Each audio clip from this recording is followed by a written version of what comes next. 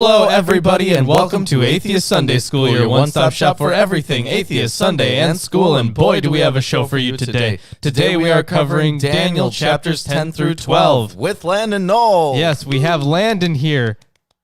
Good morning, good afternoon, or good evening, depending on your time zone, latitude, and attitude towards the book of Daniel. That's new. I haven't heard him say that one before. Yeah, that is new. I don't like new things. I like old things. That would be why you read the Bible so Yep. much. Man, look at you go. Would be why I think that was from Landon's side, probably. Yeah, The we're echo. getting a little bit of feedback from your side, Landon. I don't know. It was only once. It was only once. Well, we're done welcoming them. Either way. Maybe it's Gary. No, it isn't. It isn't? No, it isn't. Because that is lighting up when we talk. Yeah, because it's going through there. Oh. Okay, well, you do you. Yeah. Okay. Either way, we are finishing Daniel today, and that's very exciting. This vision that we're going to be covering has been taken a lot of ways, because specifically we get another vision of a man, and if you remember, before when we had one like a son of man and stuff, sometimes that has been taken. Sometimes this is taken to be Jesus. So we do have quite a bit to talk about today. It's a very important text. Cool. And next week we get into Hosea. Yeah. I actually already brought the commentary over. Oh, well, Hosea is more chapters than Daniel, but is shorter, I think. I think it's shorter. Yeah. It has 11 verse chapters in here. Yeah. There's a 5 verse chapter in Hosea. Yeah. So there's more chapters, but it's not longer or anything. Yeah. So today, before we get started with the readings, I believe that today is the first Sunday of the month. Yes, it is. Oh, yes. Yes, it is. It is, although for those people in Australia, it's probably the second. Already? Yeah, but they're on Monday, so they've already missed. It's already the second Sunday of the month for them. Do we have any Australian viewers? Probably. You can check. I can check. Well, Maybe next good day, mate. Welcome to Atheist Sunday School. Monday school. It's going to be Monday school for them. Atheist Monday School. Oh my God! How about we're about to throw some Bibles on the barbie? Yeah, sure. We'll give them- let's just spin the wheels. I'd like to. Give me a second. Yes. Let's spinny Wheelie. Wheelie, round and round and round and round and round. All right, there it goes. All right, tell us where it lands, because we see it delayed. So, Michael, you win Michael. a shirt. Landon, did you get your shirt yet, or has that not come in yet? The new one. Like I said, I'm not there, but you can get shirts like this. See? Yeah, look at that shirt. It's amazing. Whoa, look at that. It's the best shirt I've ever seen. Incredible. And Yes. Michael, you can get that shirt if you want, or a different shirt. You don't feel like we've forced you to get that shirt. You can get any If shirt. you go on their Teespring thing, you can see them and try them. Yeah, absolutely. And you Yes. get a shirt. Okay, so what? I have the King James version of the Bible. I have the English Standard Version of the Bible. What Bible do you have? I have the New American Standard Bible, a reference edition, A.J. Holman Company. Now, it probably is copyright God, but since people claim this is a Christian nation and our copyright laws say that the copyright lasts to the life of the author plus 75 years, the question is, will we get a DCMA takedown notice from God, or is God dead plus 75 years and can't enforce the copyright? See, I don't think so. And thank you, Tomic Eldritch. Yes, thank you for the $10. Was the division of the world by Noah's sons used in a racist context in the past? I've seen some racist people use it to say that people shouldn't mix with other people or live in different lands. I haven't heard that one specifically being used for that. I know that the mark of Cain was used for racist reasons, especially during the slave trade. It was thought to mean black skin. I would imagine So that it there would was that be one. difficult to use a racist context for Noah's sons, given that they were all the biological sons of Noah, and therefore would look like Noah. And his wife. Yeah. Yeah, And you'd this is- think, but I think more of the context might come from, all the Ezra and Nehemiah stuff. Yeah. that may have caused it more. But I'm not sure. If you take that mark of Cain thing as being certain cursed ones, I know the Latter-day Saints do it, and some of the have done it, I should say. And there's also some Baptist traditions that describe who has the mark of Cain. But then if you take Noah's flood thing literally, then the only people left alive were Noah and his family and so forth. So those who had the mark of Cain either are in Noah's thing, and their entire group, their entire family has the mark of Cain, or no one from the mark of Cain is alive. I'm not quite sure how you. Yeah. It's true. And if God inadvertently killed Cain, then wouldn't the curse that's put through the mark of Cain be applied to God? No, I don't think so. No?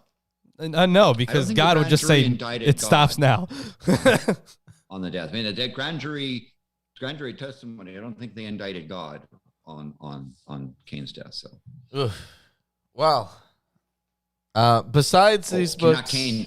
Sorry, Cain was indicted. It was the other guy that Abel that died. So, pardon me. Yes, on Cain's alleged murderer. So we did use Jubilees. We have read Jubilees. You're probably thinking more of Esau. Yeah, with Esau and like that entire narrative was much more geared towards divisions. Yes. Absolutely. Yeah. And also, isn't the Tower of Babel thing also another use for don't mix? You got to keep separate.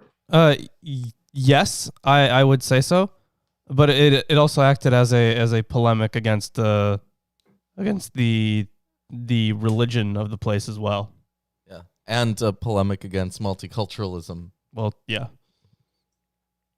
And building towers, right? It's those high places again that'll get you every time. I don't even think it would have been that, but it would have been, kind of poking fun at the idea that the Babylonians were building the ziggurats to get, because in the Babylonian mindset, you would have this thing built so that the gods can come down. But yes, it was steps exactly for the gods to descend to your level rather than you going up there and poking at them. Yeah, exactly. So even the way though this you presented, can just as easily walk up steps. you can, You yes, would think, but you that's would not think. what they wanted. See, to them it's real steps, but to you it's just a metaphor. Oh, see, it doesn't work for you. I mean, never mind the pretty pointy big mountains. steps. You got to build a building that has steps and stairs, so you have to make it. I guess my guess is that they made it enticing. They put trinkets and stuff along there and sacrifices that the gods would come down and like, ooh, piece of candy. Yeah, I'm just thinking that a piece of candy. So besides those two books, we have Eerdman's commentary on the Bible. We have Robert Alter's translation with commentary on the Hebrew Bible. We also have the Holy Scriptures according to some Jews and the New King James Version of the Bible. And we have the Hermenia translation and commentary from J.J. Collins. Yes. And we recommend buying the Hermenia translation and commentary series. It'll They're really only good. set you back like $1,200. Yeah, exactly. Like, what else do you have to lose other than $1,200? And shelf space. Also, yes. Lots of shelf space. So, I don't know. You want to read something about chapter 10 here? Well, you want I me can to just hop into it? I can read a few things here about chapter 10. So this is usually seen as a unity, although some scholars, have their own divisions where they like maybe the end of it is kind of, maybe that was a later addition. Maybe there were a few verses in there that weren't exactly original. So there has been some debate about these, but it's generally viewed as a unity. J.J. Collins pretty much comes to the conclusion that that for some of these verses, there's really no need that it can be part of the original composition. That doesn't cause it any issues. Okay. Because I guess the problem is that there are books of that claim to be of Daniel that are not accepted in the so-called canon. Right. Yeah. So Daniel's kind of messed up in some ways with additions and corrections and so forth. Is that true? Yeah, definitely. We went over in the Friday show the additions to Daniel. Yeah, the additions to Daniel. That is one thing. And also, there's differences between Greek versions in the additions to Daniel, and presumably in Daniel as a whole, there would be differences if those two different Greek versions also had the rest of Daniel, which I suspect they do. So yeah, that's what's going on. Yeah, and we did talk about the versions and which we talked about the additions that each one had and where they were on the Friday show when we covered the additions. Now, that's the same commentary that had the differences between versions in it. Yes. For chapter 10, are there any bracketed off? No. No? No, it's not in the way that it was before. Okay, so it's fairly consistent between these versions. Yeah, it's basically standard standard things that you would expect in textual traditions. You have some changes here and there, and you have maybe some things that weren't exactly translated properly in the past, but now we have a better understanding. Maybe we have some new manuscripts that can add to the reading. So it's really stuff that you would expect from textual traditions.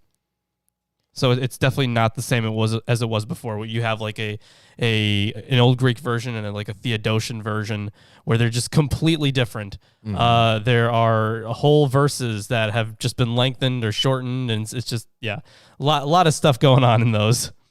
All right. Well, then why don't I hop into chapter 10 so that we can kick it off? Yeah, sounds good to me. My Bible refers to chapter 10 as Daniel is terrified by his vision of a man, and the man confronts him. All right. So I think this is the final revelation of Daniel. In the 3rd year of Cyrus, king of Persia, a thing was revealed unto Daniel, whose name was called Belshazzar. And the thing was true, but the time appointed was long, and he understood the thing and had understanding of the vision. Wow. What a specific verse. Now my text, Bible, you talked about a sort of thing is message or word, and it talked about one of great conflict. Yeah. Message was true and one of great conflict or warfare. Yeah, I'm definitely not seeing, thing pop up everywhere. And the word was true and the service great, and he understood the word and had understanding of the vision. So that's just some of the beautiful writing of the KJV. Right. Yeah, that's the beauty of the KJV. Such a beautiful translation. Really, it's just amazing. So good. But apparently, here's some of the reason. Here's some of the reasons why, I suppose.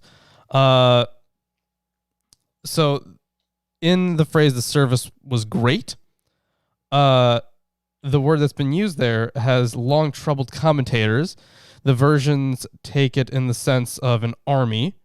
Rashi understood it as in appointed time, and this interpretation was also favored by Calvin. Modern commentators take it as warfare or service or task. We would expect a word such as vision, for example, in the next sentence. The service is presumably that of Daniel in receiving the vision. All right. In those days, I, Daniel, was mourning 3 weeks. I ate no pleasant bread, neither came flesh nor wine in my mouth, neither did I anoint myself at all, till 3 whole weeks were fulfilled. And in the 24th day of the first month, as I was by the side of the great river, which is Hiddekel. What is Hiddekel? I've not heard of this river. So I was okay. So I'm going to read from that was what, verse 4? Yeah. Yes, that was verse 4. Yeah, I was by the great river, which is the Tigris. Oh, My edition also says Tigris, although Hiddekel is a, they said, was a Hebrew. So is Tigris is that the Greek term or a local term versus? I mean, I'm not sure. I can look back and check quick, but the commentary for that is so Daniel was also by a river in 8:1. The great river is normally the Euphrates, which is also more appropriate to Daniel's location in Babylon. Accordingly, many commentators regard the identification with the Tigris here as a mistaken gloss. The Syriac reads Euphrates. So many differences here. And once again, yes, we have a difference. In that area, the Tigris and the Euphrates rivers are not too far apart. I mean, right. We traveled between them up in. Yeah, they're like right there. Yeah. Region. So it's not as if it's a huge mistake. It's not like they're mistaking the Mississippi for the Amazon or something. It's pretty close. I guess it depends upon which one they're really referring to.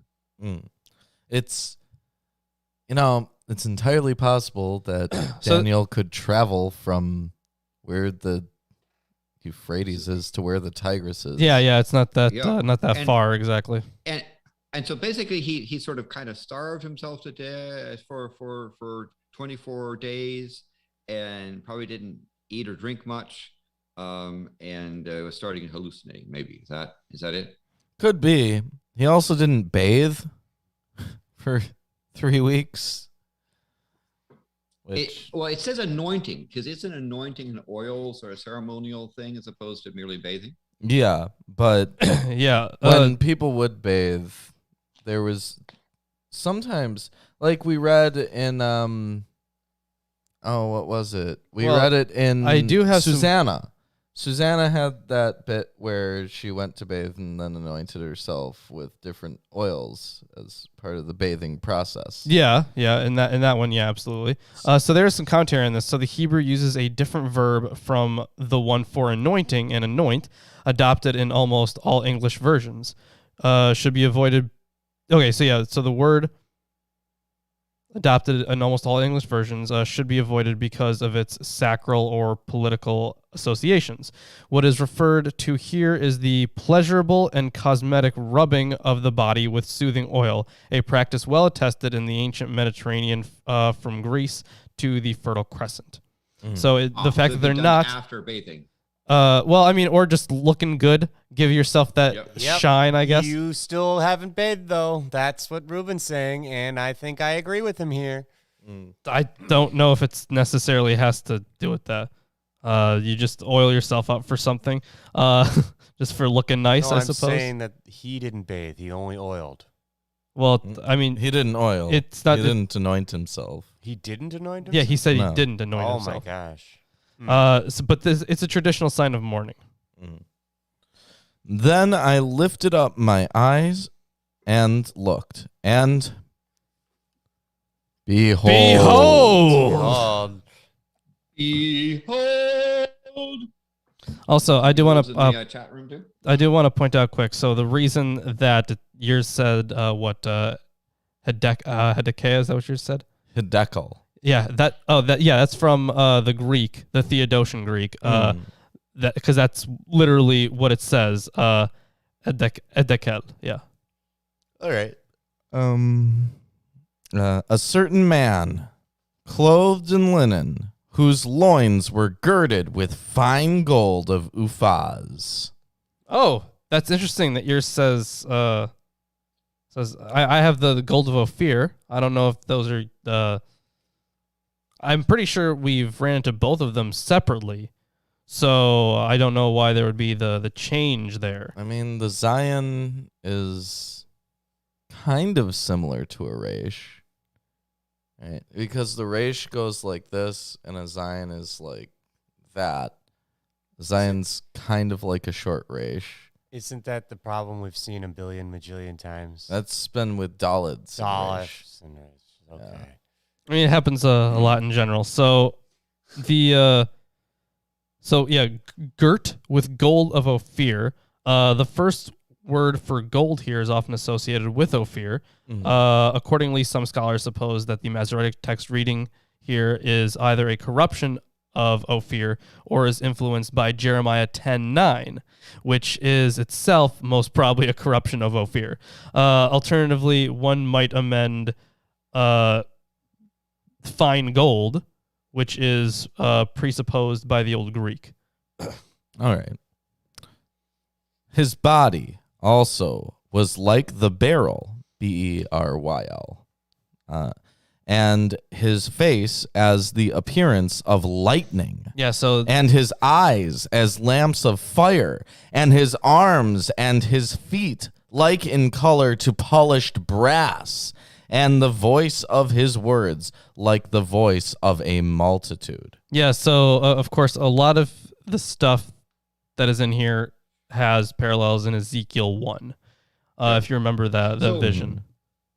So in my text, that talks about that beryl is a yellow. Wait, hold on. Wait, what? How's that happening again? Oh, we're running out of time on Zoom? How is that happening again? It didn't happen last time with Landon. All right. I guess we just open up a Google Hangout or something again. Zoom sucks. Google Hangout. Can you do Discord? I thought we had a backup plan. Yeah, I said to do Discord, and then Lawrence was like, I have a Discord. I'm not using it. If we get kicked out, send me a link through the usual channel. I'll come in on that way. But anyway, back to before that interruption. We also have a big pop-up over Landon's face right now. I like him. Yeah. Show you. That's it. Beryl says it's yellow serpentine. And also, I guess another thing that's interesting, this difference is that it says his sound of his words were like a sound of a tumult. Mm-hmm. It's a multitude in or here. roaring. Yeah, just like a lot of people. So it's just incredibly loud, incredibly. I think we've had that one before, right? Where like you would hear horses or something, and it sounded, or you hear one horse, but it was actually sounded like an army or something. Mm-hmm. Just kill the visual. Yeah. That's a good idea. Then it won't be a meeting anymore. Really? Log off on your end, yeah. All right then. Okay, keep reading, Ruben. Okay. Also, God confirmed to have brass-colored skin. Wrong way, Lawrence. And I, Daniel, alone, saw the vision. For the men that were with me saw not the vision, but a great quaking fell upon them, so that they fled to hide themselves. No. So they hadn't starved themselves for 24 days and were in delirium. But there was an earthquake or something like that, I guess. Yeah, they were fine, but not Daniel. And therefore I was left alone and saw this great vision, and there remained no strength in me, for my comeliness was turned in me into corruption, and I retained no strength. Yet heard I the voice of his words, and when I heard the voice of his words, Then was I in a deep sleep on my face, and my face toward the ground. And behold, Oh, sorry. We're still working on things. Keep Yeah. reading. he's still working on things. A hand touched me, which set me upon my knees and upon the palms of my hands. And he said unto me, "Oh, Daniel." We've got feedback. It stopped. A hand touched me, which set me upon my knees and upon the palms of my hands. And he said unto me, "O Daniel, a man greatly beloved, understand the words that I speak unto thee, and stand upright, for unto thee I am now sent." And when he had spoken this word unto me, I stood trembling. So now I'm going to check the commentaries here to see if I'm missing anything juicy. So, yes, the feet of burnished bronze. This is like the feet of the four living creatures in Ezekiel 1:7, sparkled like burnished bronze.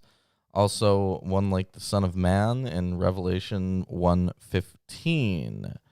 So, the lightning in the face is associated with theophanies, frequently as the weapon of a storm god. The most probable influence here is Ezekiel 1:13.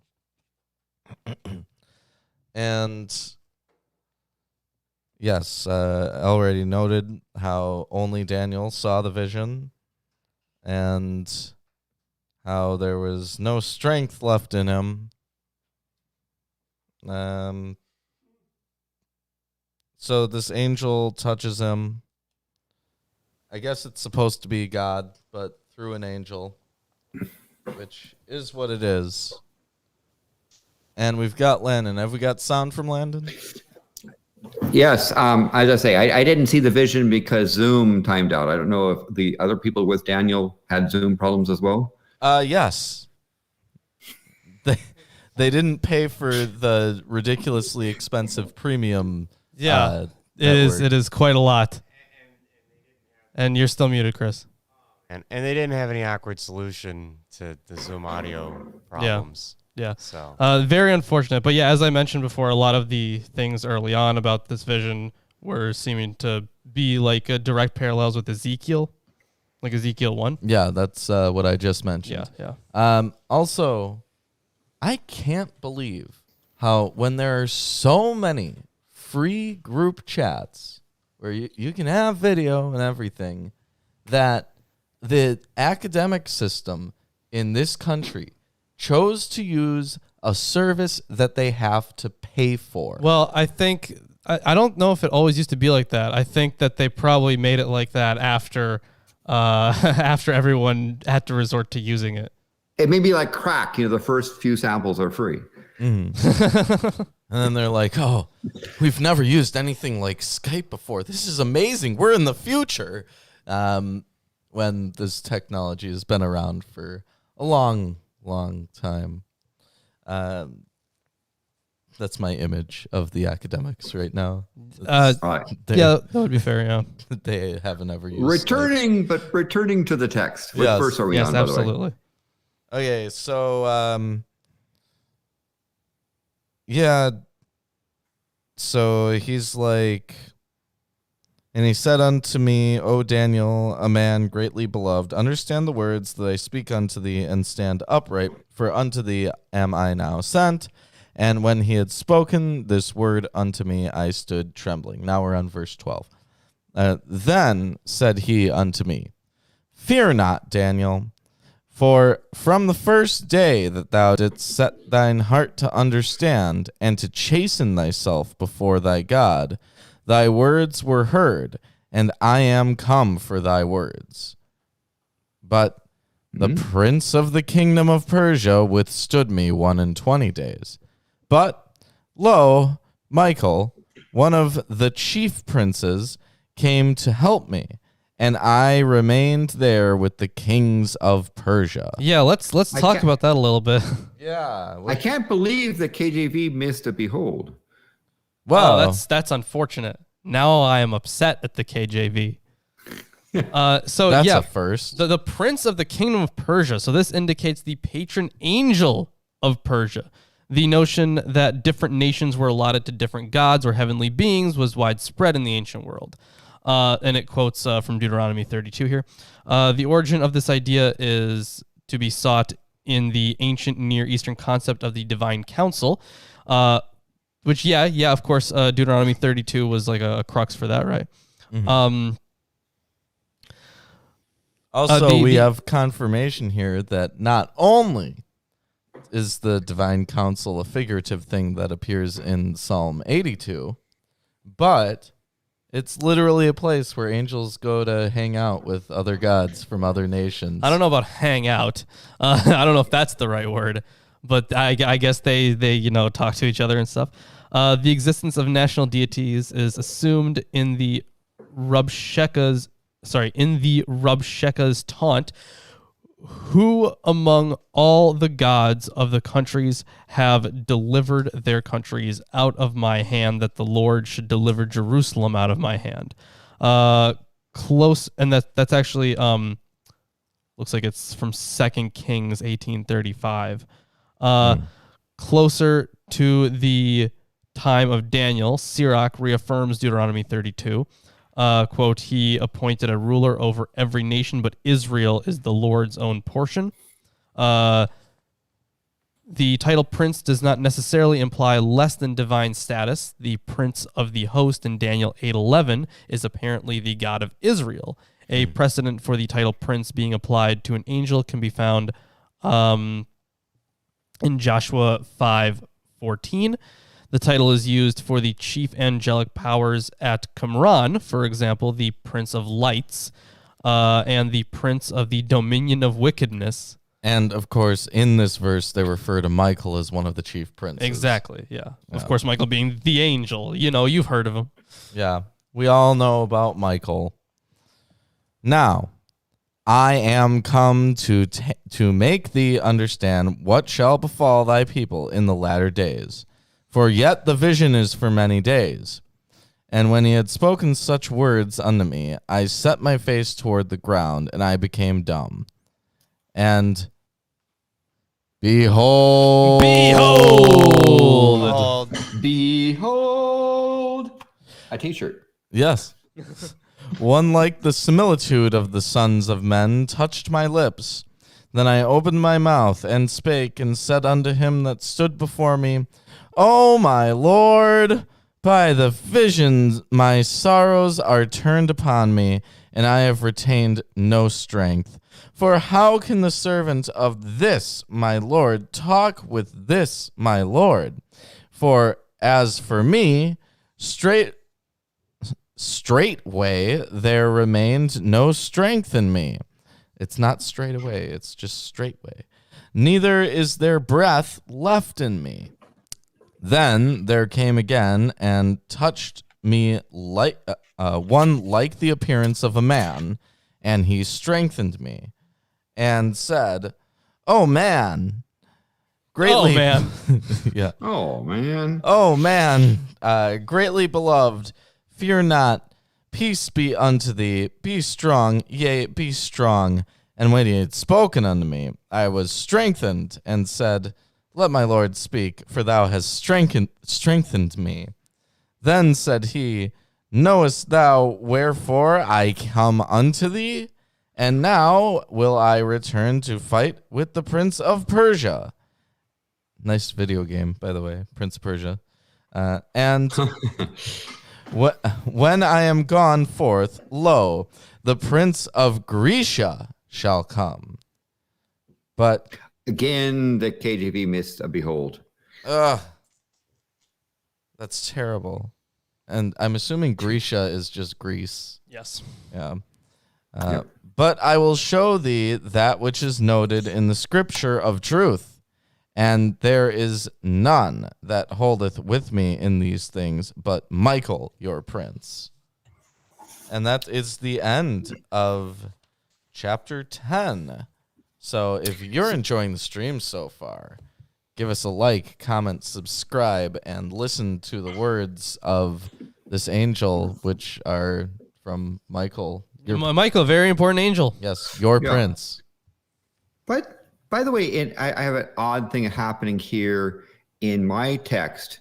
There's a parenthetical statement that on the second, there's two sentences in verse 21. And so it puts in parentheses, yet there is no one, blah, blah, blah. And it continues all the way through verse 1 of chapter 11. So it's doing a parentheses between, yet there is no one that stands firmly with me against the forces, except Michael, your prince.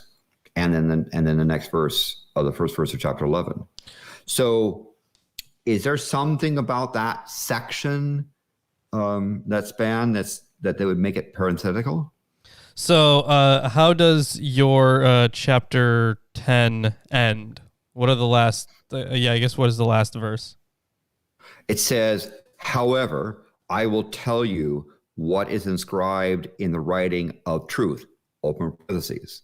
Yet there is no one who stands firmly with me against those forces except Michael, your prince. Yeah. So it does look like it's just another strange chapter division, because sometimes we get that with the Hebrew and the Greek, where it is different, where they just broke it differently, and it is really weird here.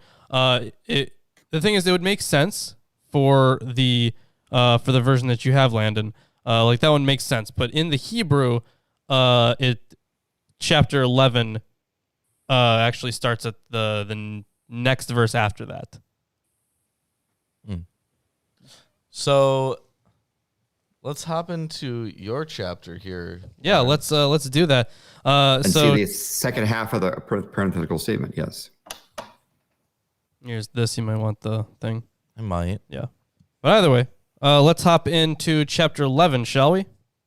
Very exciting stuff going on here on the Milwaukee Atheist channel. Yeah, so I just had to make sure that I was reading from where you guys ended.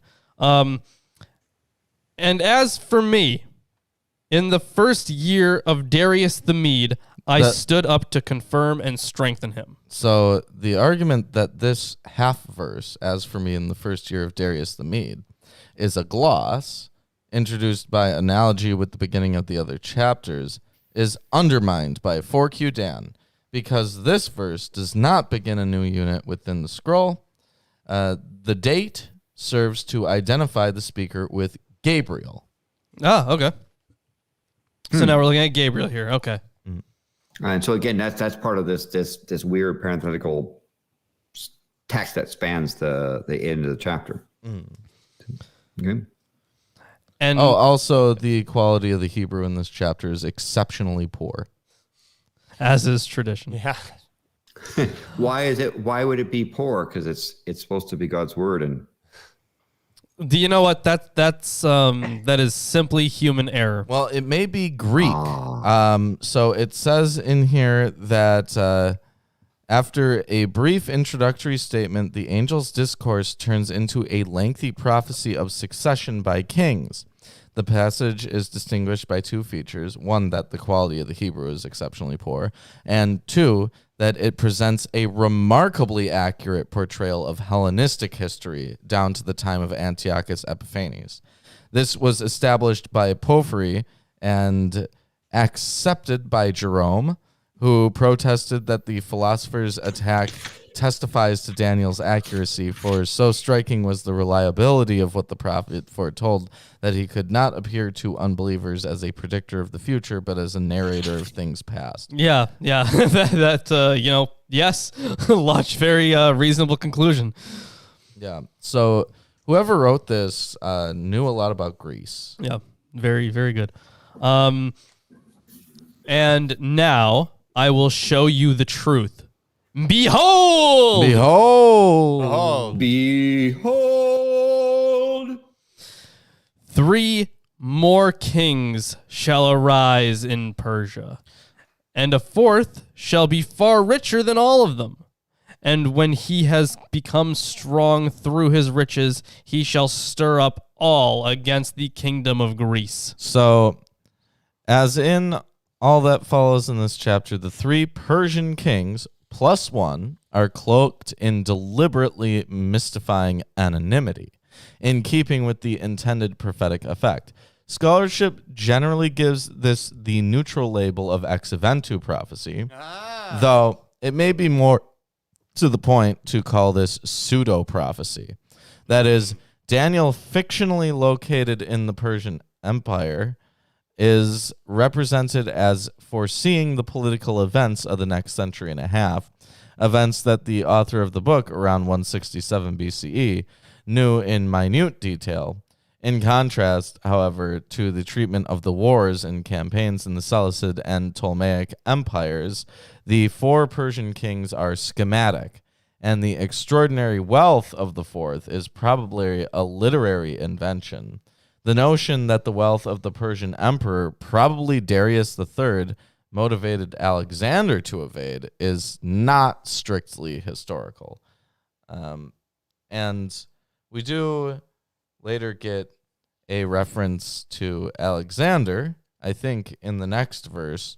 But here in Daniel 7:6, Persia was represented as a leopard with 4 wings. Mm-hmm. Only 4 Persian kings are named in the Bible: Cyrus, Darius, Xerxes, and Artaxerxes. Presumably, these are the names envisioned in this passage. Yeah, and if you would have, a later work with, you would already have the other works. Because I think they would have been written before Daniel. So, yeah, I mean, very feasibly, it would just be kind of like, I guess, a call back to the Persian kings that the holy texts talk about. Mm-hmm. All right. Anyways, but yeah, as you mentioned, we get the reference here in the next verse. Then a mighty king shall arise, who shall rule with great dominion and do as he wills. So yeah, I mean, I guess I kind of get the what Collins is going for with the difference between pseudo prophecy and ex eventu prophecy. That was Alter. Oh, that was Alter? About pseudo prophecy. Okay. Yeah. So, I mean, I guess I kind of get where he's going with that. Because if you have like an ex eventu thing, it would be, I mean, the only difference I see is just the person that the text is written in, first or third. Mm-hmm. So that's really the only difference that I'm seeing, really. Mm-hmm. You should read verse 4. Okay. And as soon as he has arisen, his kingdom shall be broken and divided toward the 4 winds of heaven, but not to his posterity, nor according to the authority with which he ruled. For his kingdom shall be plucked up and go to others besides these. So, when he stands forth, the verb here repeated from verse 2 is obscure in context and symptomatic of the use of awkward and unclear repetitions in Daniel's Hebrew. In fact, the empire broke up not while Alexander was standing, but after his premature death. The empire was broken up into 4 parts, as we know. But it's noted here, the possessions in the land were dispersed after his death. The focus of attention then moves to the period in which 2 of the kingdoms arising out of these Alexandrian possessions disputed and battled over Palestine, the Syrian Seleucid kingdom in the north, and the Egyptian Ptolemaic kingdom in the south. So these upcoming verses 5 through 20, offer a fairly detailed account of some of the main events of this period, down to the death of Seleucus the Fourth in 175 BC, the establishment of the Battle of Ipsus in 301 BC of the power of Seleucus I, who had previously fought with Ptolemy I against common foes, the marriage in 253 BC of Bernice, the daughter of Ptolemy II, to Antiochus II, and subsequent events, and various Wow. Yeah. And various happenings during the reign of Seleucid Antiochus III, who had won control of Palestine so decisively by 199 BC that it remained under Syrian domination from this point on until the Romans took control during the middle part of the 1st century BC. It is Antiochus's disastrous confrontation with the Romans on his western boundary and his subsequent death that are alluded to in verses 18 through 19. He was succeeded by his son Seleucus IV, who sought to confiscate the treasure of the Jerusalem temple to pay off his debts, and was in due course murdered by his prime minister, Heliodorus. As is tradition. It sounds like they all had a good time. Yes. Yes, they did. So this next verse is going to start by talking about Ptolemy the First. Then the king of the south shall be strong, but one of his princes shall be stronger than he, and shall rule, and his authority shall be great authority. So this is Seleucus the First, Nicator, who assisted Ptolemy around 312 BC, then returned to Babylonia, where he created an empire greater than Ptolemy's. After some years, they shall make an alliance, and the daughter of the king of the south shall come to the king of the north to make an agreement. But she shall not retain the strength of her arm, and he and his arm shall not endure. So, But hold on, I'm just going to finish the verse here. Okay. But she shall be given up, and her attendants, he who fathered her, and he who supported her in those times. So the reference is to the wedding of Antiochus II Theos, grandson of Seleucus, and Bernice, the daughter of Ptolemy II Philadelphus, about 250 BC. Antiochus already had a wife, Laodice, or Laudice. I'm going to call her Laudice. According to Jerome, Philadelphus conducted Bernice as far as Pelusium and bestowed on her countless thousands of gold and silver by way of a dowry, from which he derived the nickname Fernophorus, or dowry giver. And for her not retaining strength, a child was born to Antiochus and Bernice. Shortly thereafter, Antiochus was reconciled with Laudice, but then died suddenly, allegedly poisoned by her. Bernice's child and then the queen herself were murdered in due course. Many of Bernice's Egyptian entourage died with her. Yeah, so, I mean, obviously they would be fairly knowledgeable about the history of the area. Yes. And from a branch from her roots, one shall arise in his place. He shall come against the army and enter the fortress of the king of the north. So this is Ptolemy III. Ptolemy III. Bernice's brother, who was victorious in a campaign against Laudice's son, Seleucus II, in 246 BC. What a soap opera. Yeah. I mean, yeah, Jason, you're right in the chat. Lots of drama. This is very Game of Thronesy. Yeah, absolutely. The thing is, it's definitely more Game of Thronesy if we look at the history. That, like, if we're looking at the period of time this is actually talking about, way more Game of Thronesy. Yeah. Yeah, he shall come against the army and enter the fortress of the king of the north, and he shall deal with them and shall prevail. Yeah, he's going to deal with He's them. going to deal with them. He's going to deal with them. He shall also carry off to Egypt their gods with their metal images and their precious vessels of silver and gold, and for some years he shall refrain from attacking the king of the north. So they mention Egypt here. In the Masoretic text, this is exceptional because the Masoretic text in other parts of this book use the south. But Egypt occurs several times in the Old Greek. So there's some differences between manuscripts here. Interesting. Then the latter shall come into the realm of the king of the south, but shall return to his own land. So Seleucus II Callinicus rapidly recaptured the territory that had been overrun by Euergetes. Yorgeets? No, EU Yorgeets. Euergetes. Euergetes. I think you're right. I mean, I don't know. So- I don't know. Daniel implies that he attempted an unsuccessful invasion of Egypt, a motif that will reappear in the career of Antiochus Epiphanes. Brilliant. His sons shall wage war and assemble a multitude of great forces, which shall keep coming and overflow and pass through, and again shall carry the war as far as his fortress. So So this is no, I mean, it's not a world war, but it's at that time the main in this part of the area, I guess. It's just taken over. So these sons aren't really described in here, but they are described in here. So the sons of Callinicus were Seleucus III Ceraunus, 227 to 223 BCE, and Antiochus III the Great, 223 to 187 BC.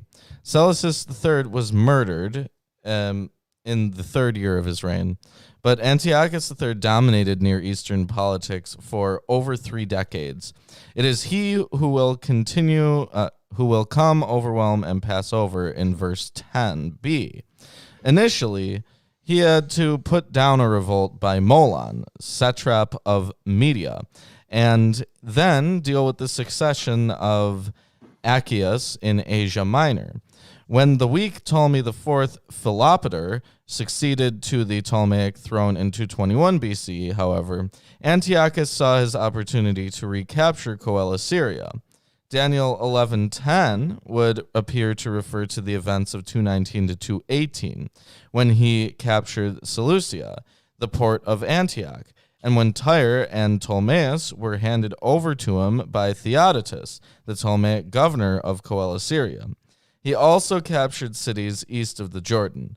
The expression overwhelm and pass over is also used of the Assyrian invasion in Isaiah 8:8.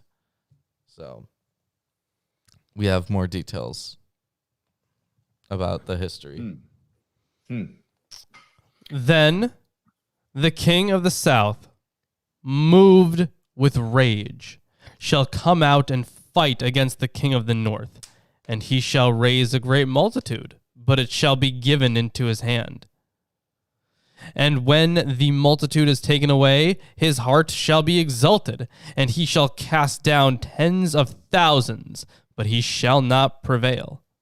For the king of the north shall again raise a multitude greater than the first, and after some years he shall come on with a great army and abundant supplies. So this battle with the king of the south, the result was the Battle of Raphia in 217 BC. According to Polybius, Ptolemy had 70,000 infantry, 5,000 horses, and 73 elephants, whereas Antiochus had 62,000 infantry, 6,000 cavalry, and 102 elephants.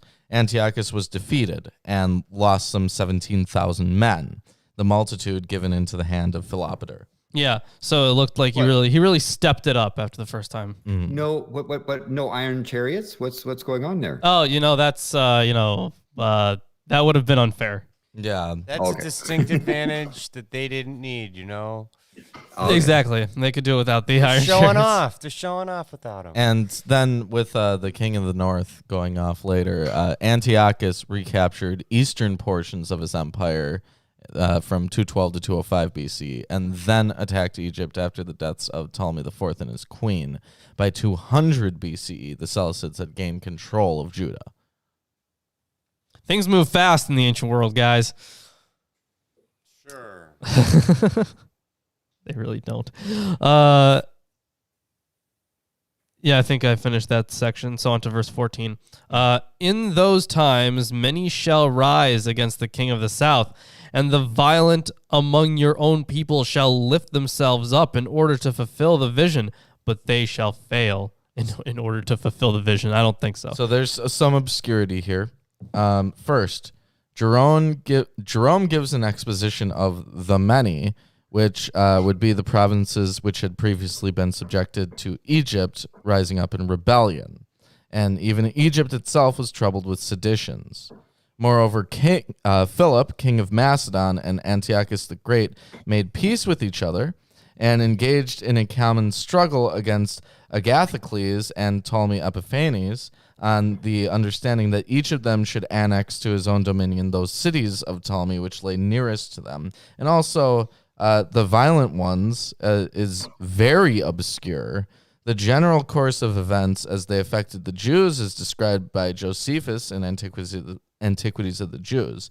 So Judea was annexed by Antiochus, then recaptured by Scopas, and finally reverted to Antiochus after the Battle of Peneus. And there's a lot more to it, but that's the gist of it. Okay. Then the king of the north shall come and throw up siege works and take a well-fortified city, and the forces of the south shall not stand, or even his best troops, for there shall be no strength to stand. This is the siege of Sidon, in which Antiochus assaulted the Ptolemaic forces. But he who comes against him shall do as he wills, and none shall stand before him. And he shall stand in the glorious land with destruction in his hand. This is Antiochus's conquest of Judah. That's what it sounds like. He shall set his face to come with the strength of his whole kingdom, and he shall bring terms of an agreement and perform them. Oh yeah, okay. That's when he starts getting, he starts instituting new laws, and he starts getting. What's it called? They're giving him money, right? Mm. I think there's some disagreement over whether this is a reference to Ptolemy's kingdom or the Seleucid kingdom. Calvin thinks it's the Seleucid kingdom. But yeah, Antiochus made an alliance with Ptolemy. So I see. Okay. I mean, that'll be weirdly phrased then, because it sounds like they're still talking about Jerusalem. I mean, you're in verse. You finished verse 17. I am in pretty much in the middle of verse 17. Finish verse 17. Yeah, he shall give him. He shall give him the daughter of women to destroy the kingdom, but it shall not stand or be to his advantage. So, Antiochus, in the interest of halting hostilities, this is from Alter, betrothed his daughter Cleopatra to Ptolemy V in 197 BCE. Also, to destroy him or destroy her, or for the daughter of woman, this can also be the daughter of men. But it says here, the Masoretic text reads, destroy her. But the Qumran Daniel more plausibly shows a masculine suffix. Once again, the wording is odd. It probably refers to the idea that Cleopatra would pursue Seleucid interests in the Ptolemaic court. And Cleopatra failed to deliver and showed loyalty to the Ptolemaic Empire. Afterward, he shall turn his face to the coastlands, and shall capture many of them.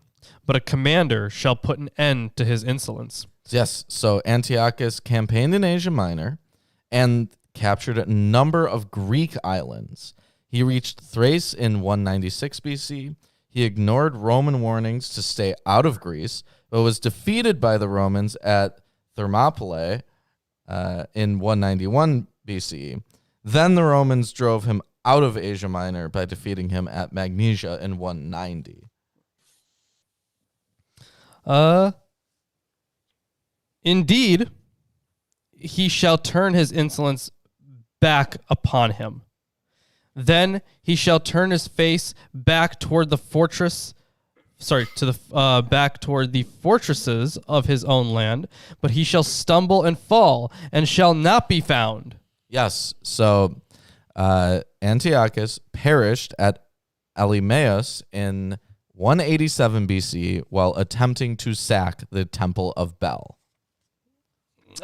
See, that's what you get. That is, so finish up verse 20. Okay. First I'll start verse 20. Yeah. Crazy. Then shall arise in his place one who shall send an exactor of tribute for the glory of the kingdom. But within a few days he shall be broken, neither in anger nor in battle. Yeah. So, there are further details about history in the region here after that, but they do break off verses 21 through 35 into another section. And Eerdmans comments that this passage, 21 through 35, has been a focus of controversy among commentators. Right? Many have argued that it identifies the anti-Messiah figure of chapters 7 through 9 with Seleucid IV's successor, Antiochus IV, a notorious oppressor and persecutor of the Jews in Palestine. It certainly is the case that there are many points of connection between this passage and both the earlier Daniel texts and what is known of the reign of Antiochus. At the same time, however, there is nowhere near the same match between text and history in 21 through 45 that we find in 5 through 20. All agree that this is the case in verses 40 through 45, which bear no relation to history. Many also find that 36 through 39 is problematic. Even in the case of 21 through 35, however, it is exceedingly difficult to understand the text in toto in relation to Antiochus. Little of 21 through 28, for example, fits him well. His accession to the throne was neither particularly unexpected, nor did it require intrigue, unclear in what sense a prince of the covenant might have been swept away and broken before him.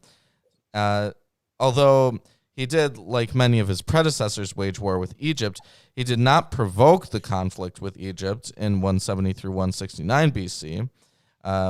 There is no evidence that the Egyptian king was undermined by the plots among the royal servants after the campaign had begun, nor that he was broken, nor any evidence of reciprocal lying.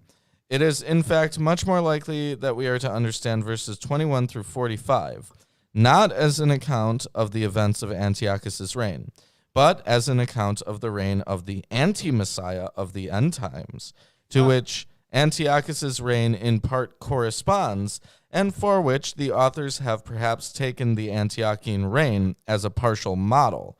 Antiochus thus foreshadows the final anti-Messiah, as all wicked biblical kings in part do, in the same way that good biblical kings like David foreshadow the final Messiah.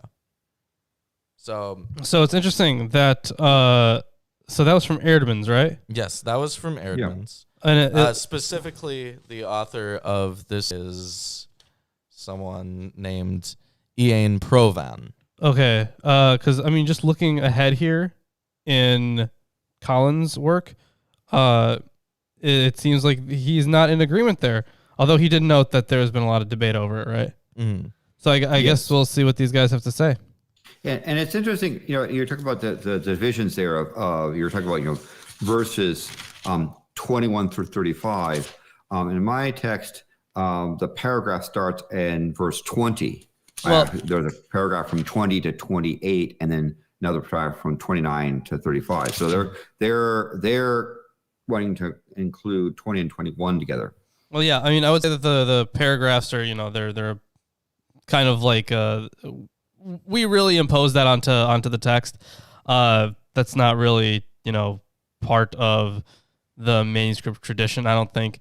But when they're talking about verses 21 through 45, I think they're just like the tone shifts from being like to being like more or less historically accurate once you interpret it, with historical figures, to like it just starts getting not as exact. Mm-hmm. Yeah.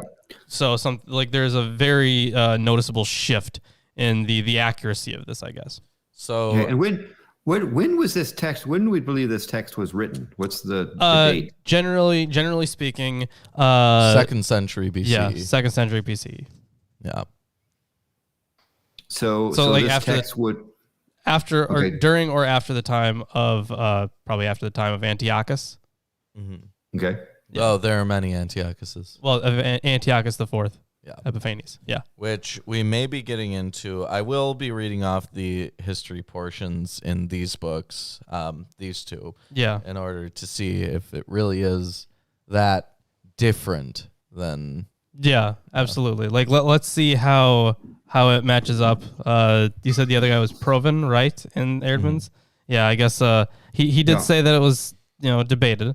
So I guess But we'll I see. guess I'm saying we're seeing in chapter 11 this sort of history. At what point do we shift from those were events that happened before this text was written to these are events that the text is trying to predict?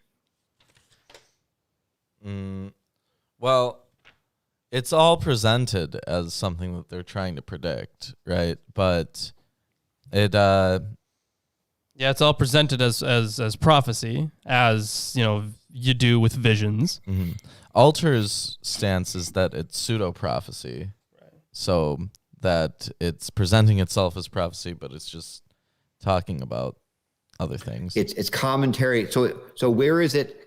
So to Urban thinks that it's merely commentary on events that have already happened, as opposed to trying to foreshadow what will come in the future. Well, that's how prophecy tended to be written. Yeah, I mean, though Eerdmann's stance in Eerdmann's, not Eerdmann himself, Right. but the stance there is that it's a predictive model of the anti-Messiah, Yeah, which I've not really heard Antichrist it's termed as anti-Messiah. right. It's it's from. Yeah, anti-Messiah would be kind of weird, right? Because like Antichrist, at least both of those are Greek. So you may as well just say Antichrist. Why but not I say guess, anti-Mashiach? also, yes, or whatever the if there is an anti prefix in Hebrew. I'm sure there probably is, right? Probably. Yeah, I don't know what that is, but why not that? Either way, yeah, the idea of like at least the word Antichrist didn't pop up until later, and was I think it was used to describe a docetic sect that broke off of the Johannine community. So either way, let's continue. Let's check the accuracy, I guess. All right. So I guess so we're in verse 21 now. Yes. In his place shall arise a contemptible person to whom royal majesty has not been given. He shall come in without warning and obtain the kingdom by flatteries. So Bribes, maybe? Antiochus the Fourth nice thing. usurped the throne from the Seleucid line after 175 BCE. Well, if he was a usurper, that doesn't sound like flatteries. Yeah, Yes. my text says intrigue. By intrigue. By intrigue, okay. Hey guys, check this out over here. Wow, that was intriguing. Wow. I win. In his place, sorry, I just read that verse. Armies shall be utterly swept away before him and broken, even the prince of the covenant. Yes, Theodoret recognized here a reference to the murder of the high priest Onias III, and this is universally accepted by modern scholars, although the reference anticipates a slightly later point in Antiochus's reign.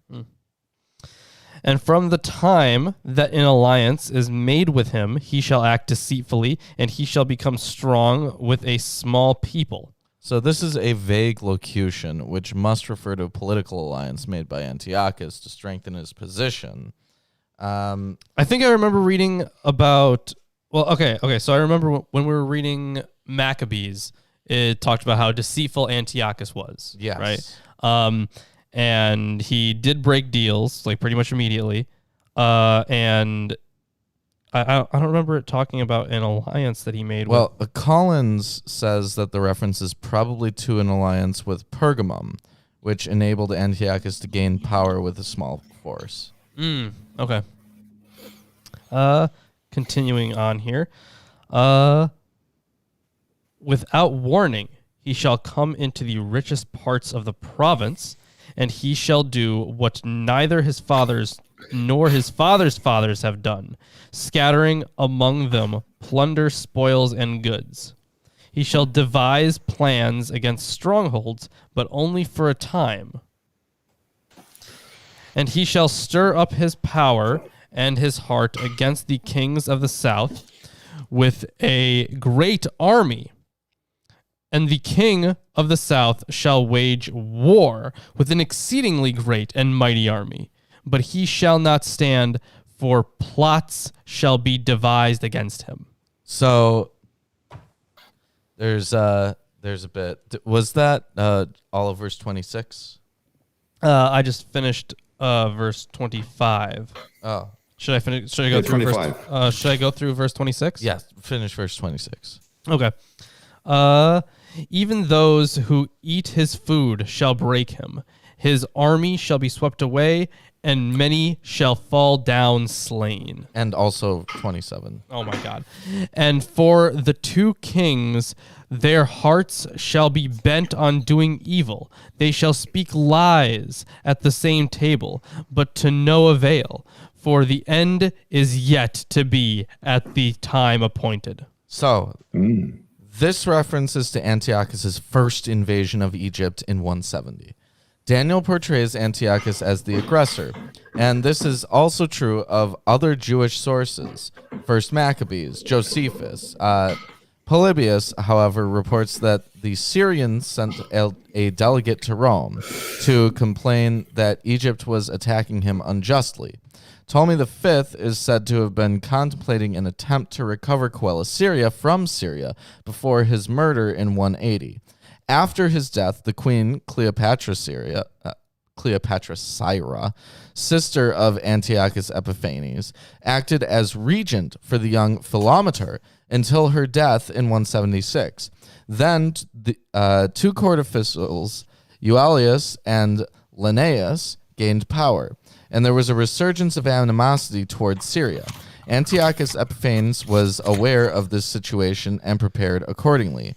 The first battle of the war, however, took place on Egyptian soil between Pelusium and Mount Cassius on the coastal route from Gaza. In light of this, it would seem that Antiochus was attempting to do more than defend his territories.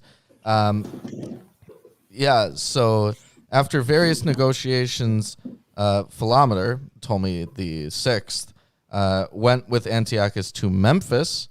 According to Porphyry, Antiochus deceived his nephew with a show of friendship and subjugated all Egypt to himself. Whether Antiochus did in fact have himself crowned king of Egypt is disputed. There was conflict, there were lies, there was deceit, and then he left Egypt. As is tradition. You always leave Egypt. That's what you get when you get these monarchs and so forth. It's all stabby. Yeah. Hey, I thought you loved monarchies. Anyway, please continue to read this riveting pseudo prophecy. And he shall return to his land with great wealth, but his heart shall be set against the holy covenant, and he shall work his will and return to his own land. So according to Jerome, both the Greek and the Roman historians relate that after Antiochus had been expelled from Egypt and had gone back once more, he came to Judea, that is, against the Holy Covenant, and that he despoiled the temple and removed a huge amount of gold, and then, having stationed a garrison in the citadel, he returned to his own land.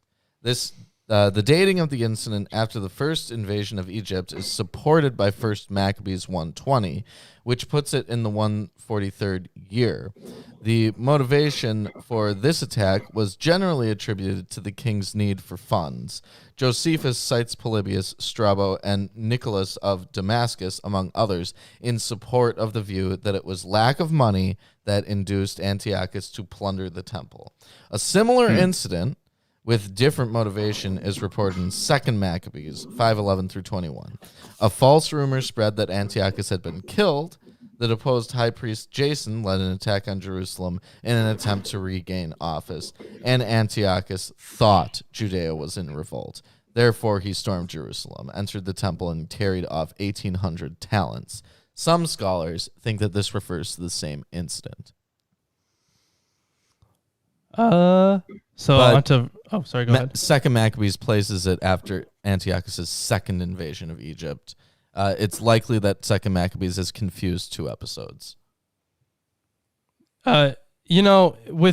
With Maccabees, I wouldn't be especially with 2nd Maccabees, I wouldn't be so surprised, right? Mm-hmm. Because the dude is already summarizing, Yeah.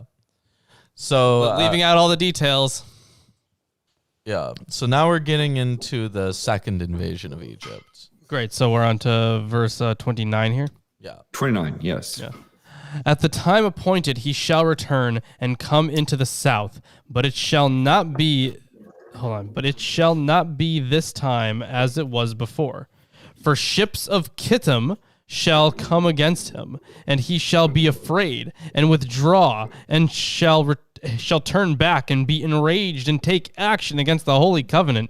So he's going to be butthurt, and he's going to Yes, But but we- go back and be mad upset. at Jews. Okay. So it's been a while since we had a reference to ships of Kittim. Yes. So Kittim, an opaque geographic reference in Balaam's oracle, Numbers 24:24, at this late period was often used to designate Rome, as is clear in several Qumran documents.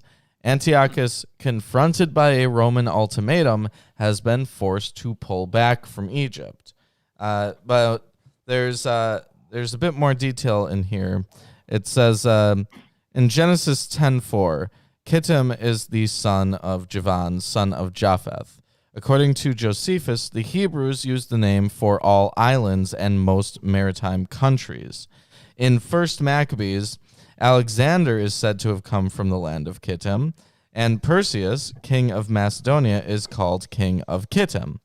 The name appears several times in the Qumran Pesarim, where it refers to the Romans, and in the War Scroll, where the reference is disputed. In Daniel, the reference to the Romans was already recognized in the Old Greek.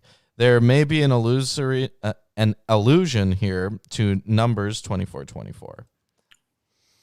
It's interesting how so was it always Kittim? Because when they have like ships of, I could swear there was another place that was often used to describe like where ships were often coming from, like in a more poetic sense. I mean, right? Because like I we had remember like the cedars of ships- Lebanon, right? So in the same vein of that, what is the one that they were using? I think it was like ships of Tarshish. Tarshish, yeah, Tarshish. Yes. That's right. Okay.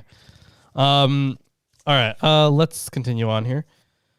He shall turn back and pay attention to those who forsake the covenant. Forces from him shall appear and profane the temple and fortress, and shall take away the regular burnt offering, and they shall set up the abomination that makes desolate. Or, of course, also the abomination of desolation. Yeah. Yeah, Abomination of Desolation is what it's in my text.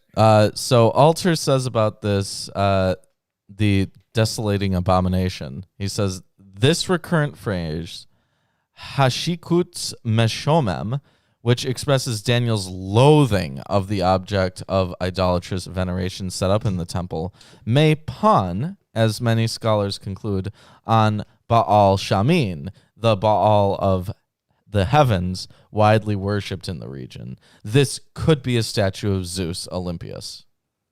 Certainly possible there. There were plenty of statues of Zeus. Yeah. But also, yeah, I really like the abomination of desolation. Love it. Yes. All right. Continuing on here after the abomination of desolation. And by the way, in my text, the commentary says that makes desolate or that causes horror. That would make is the sense. Yeah. explanation. Yeah. And also, here's where we're talking about the Akra. It says, Oh yeah, that's right. That's right. I remember that. yeah, in Maccabees, it was a big Yeah. deal. Yeah. He shall seduce with flattery those who violate the covenant, but the people who know their God shall stand firm and take action. And the wise among the people shall make many understand, though for some days they shall stumble by sword and flame. Yeah, that's right. Yeah, by captivity and plunder. That's right. They weren't doing so hot for a while. No. This may be a reference to Definitely Maccabees. Yeah, this is definitely sounding like Maccabees here. Yeah. It's falling by sword and flame. Yeah. And with those, the text talks about, or instructors of the people, right? I guess it would be commentators or teachers, something like that. The structures of the people? Instructors of the people. So Yeah. when it says, wise and men. those who have insight, right? The instructors would be, those would be teachers or commentators or Like wise scholars. the rabbis, the priests, those Yeah. guys, those very very learned people. People, so Collins takes it as people that have apocalyptic wisdom, right? I mean, those can be overlapping. Can. All right, let's see. Where were we? When they stumble, they shall receive a little help, and many shall join themselves to them with flattery. And some of the wise shall stumble, so that they may be refined, purified, and made white until the time of the end, for it still awaits the appointed time. So, of course, so it looks like here they're saying that even those smartest people are going to stumble, but it's really just character building, I guess. Mm-hmm. Now, It's a test. Here is one bit that may support Eerdmans, where it says making them white. It says compare Revelation 7:14, where those who come out of the great tribulation wash their clothes and make them white in the blood of the Lamb. Yeah, it's a purification thing. Yeah, I mean certainly it's a purification thing. Or perhaps a glory thing overall. Mm-hmm. All right, let's continue on here. You're on verse 36. Just now? about to start 36. Yeah. Yeah, so now we're getting into a new section, which goes 36 through 12:4. Oh, okay, great. And the king shall do as he wills. He shall exalt himself and magnify himself above every god, and shall speak astonishing things against the God of gods. He shall prosper till the indignation is accomplished. For what is decreed shall be done. It's interesting to talk about the God of gods. Where is that? Well, that's in verse 36, like right in the middle there. Mm-hmm. Yeah, The God of what's gods. that? Well, the God of gods would be Yahweh, Mm. and he's saying horrible Well, things why about didn't Yahweh. why didn't it say Yahweh? Well, you couldn't say Yahweh. That's one thing. But Okay. even if it was like, like Lord Almighty and stuff like that, I think they're doing the whole thing where, because he's saying that, so he shall exalt himself and magnify himself above every god. So when they talk about, the God of gods being Yahweh, they're kind of saying like, this guy is trying to make himself seem better than the actual God of gods.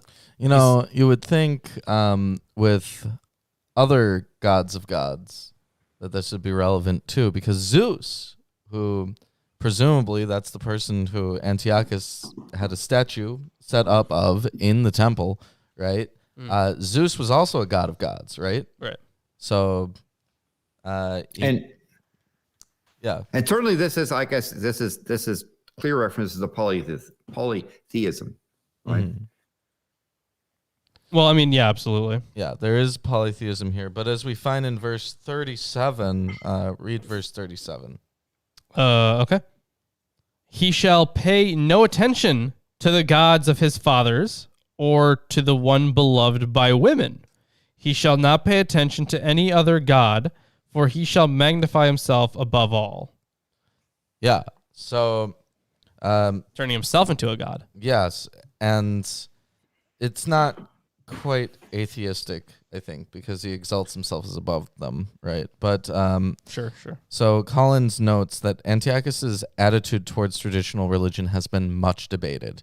E.R. Bevan argued that Antiochus identified himself with Zeus Olympius, and that the cult of the god king provided a fixed object of worship among the chaos of local cults. The latter idea was no doubt influenced by the claim of 1 Maccabees 141 that he tried to unify the religion of the empire. The alleged identification with Zeus was based on the use of the epithet Nikephoros and the representation of Zeus on coins, which is thought to represent the king simultaneously. It was also claimed that Zeus displaced Apollo, the traditional patron of the Seleucids, on the royal coinage. These theories are widely influential, but have now been discredited by the work of Morcholm. There is no evidence that the portrayals of Zeus Olympus were intended to represent the king as well.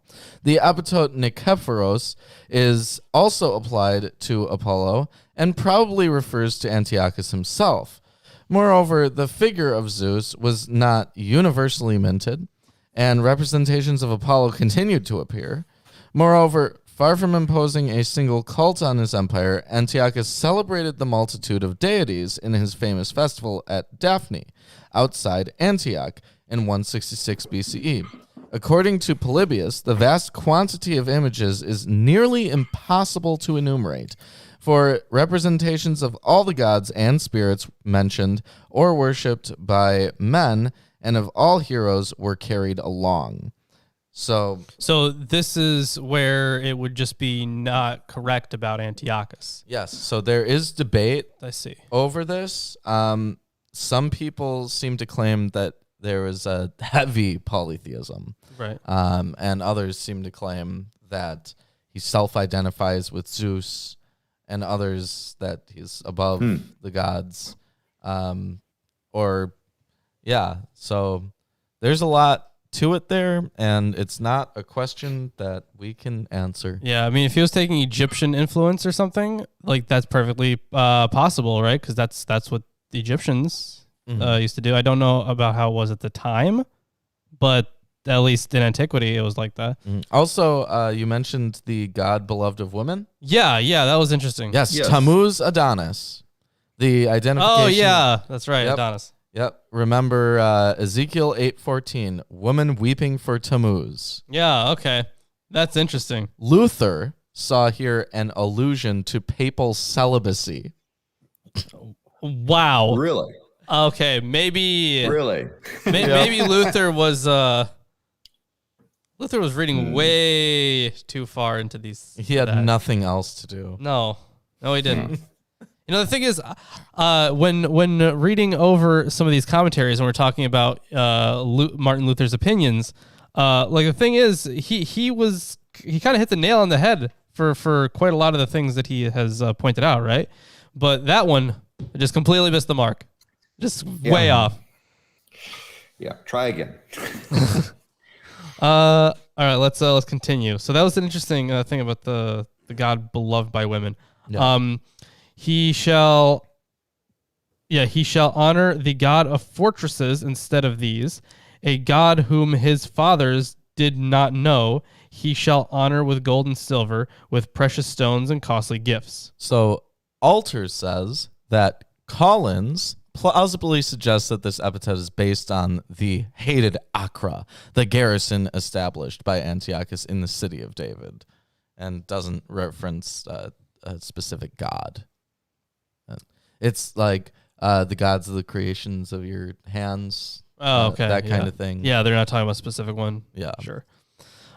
He shall deal with the strongest fortresses with the help of a foreign god. Those who acknowledge him, he shall load with honor. He shall make them rulers over many, and shall divide the land for a price.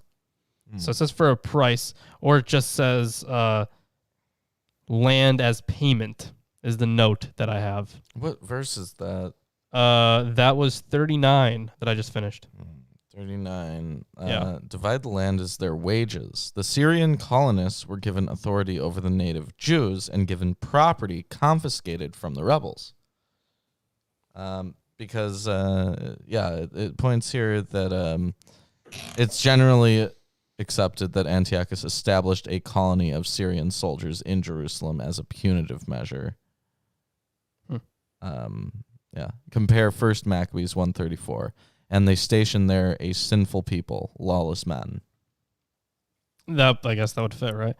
At the time of the end, the king of the south shall attack him. So this point it marks the transition from ex eventu prophecy to real and erroneous prediction at this point. Jerome, in contrast, referred all the passages about Epiphanes from 21 to the Antichrist, whereas Porphyry read the entire prophecy as historical. Some conservative scholars still relate verses 40 through 45 to the Antichrist. Porphyry's claim that Antiochus launched another campaign against Philometor in the 11th year of his reign is unsupported. Instead, Antiochus led a campaign in the east in 165 and remained there for the last year and a half of his life. The author of Daniel 11 was unaware of the expedition to Persia, which is noted in 1 Maccabees 3:31 through 37, and records no actual events after the profanation of the temple. The time of the end here has the same meaning as in 1135, the period when the crisis comes to its resolution. Also, thank you for that note, Jonah. Also, good to see you back. Haven't seen you here in a while. Yeah, it's been a while. Hello, Jenna.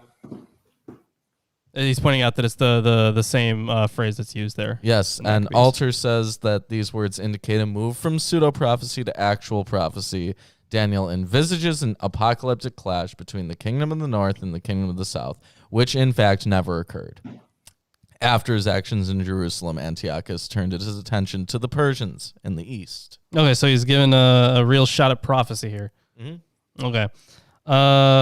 Shall attack him, but the king of the north shall Also, I just want to point out, it was someone said in the chat earlier that it would sound like a sexual reference. Speaking of sounding like a sexual reference, the note there on shall attack him is also in the Hebrew thrust at. So there you go. But the king of the north shall rush upon him like a whirlwind with chariots and horsemen and with many ships. And he shall come into countries and shall overflow and pass through. He shall come into the glorious land, and tens of thousands shall fall, but these shall be delivered out of his hand. So, it's going to give a little list this here. is a historical battle. These will escape from his hand. Give the list. Sure. Edom and Moab and the main part of the Ammonites. So Edom, Moab, and Ammon were traditional enemies of Israel. They were aligned with Belial and the Sons of Darkness in 1QM11. Judas Maccabeus attacked the Edomites and Ammonites, 1 Maccabees 5:1 through 8. In light of this, we would not expect Antiochus to attack them. What is surprising is that they are not listed as his allies. He shall stretch out his hand against the countries, and the land of Egypt shall not escape. He shall become ruler of the treasures of gold and of silver, and all the precious things of Egypt, and the Libyans and the Cushites shall follow in his train. But and of course, Cushites are talking about, my text says Ethiopians. Yeah, Cush and Ethiopia. Yep. But news from the east and the north shall alarm him, and he shall go out with great fury to destroy and devote many to destruction. So this can also be translated as rumors from the east. So kings on campaign were vulnerable to rumors of rebellion at home. But it is interesting that they point out from the east and the north. I guess because the north would have been, where you would expect these things to come from, and the east because, I don't know, they've been left out or something. I don't know. Maybe. No idea. Let's continue here. And he shall pitch his palatial tents between the sea and the glorious holy mountain. Yet he shall come to his end with none to help him. So he's gonna set up, this great palace and whatnot, but it's still gonna all go wrong for him. Yeah. Tents of his royal pavilions, what my text says. Yes, it says that in Collins as well. So these would be like royal places, but Palaces, yes. Yeah, it says here on the death of Antiochus that it's described by Polybius as follows. In Syria, King Antiochus, wishing to provide himself with money, decided to make an expedition against the sanctuary of Artemis in Elymais. On reaching the spot, he was foiled in his hopes, and on his retreat, he died at Tabae in Persia, smitten with madness, as some people say, owing to certain manifestations of divine displeasure when he was attempting this outrage on the above sanctuary. The account itself has a legendary quality, and the story of attempted temple robbery in Elymais is suspiciously similar to the death of Antiochus III. Nonetheless, there are significant differences. Epiphanes was not killed in the attempt on the temple, but died shortly afterward, having allegedly lost his senses. There are 3 accounts in the books of Maccabees. So, yeah. And we've covered 2 of them, or 2 of the books of Maccabees. Yes, but that is the end of Chapter 11. Chapter 11. And Chapter 11. do you hear something? I do. Is this something with Zoom? It must we be lost something with Zoom. Behold, I am your Lord and Savior, Jesus Christ, and I want to let all you heathens and sinners know that I support this wonderful episode of Atheist Sunday School. Lawrence and Reuben try their very best to bring you the true glory of the Bible, and they need your help.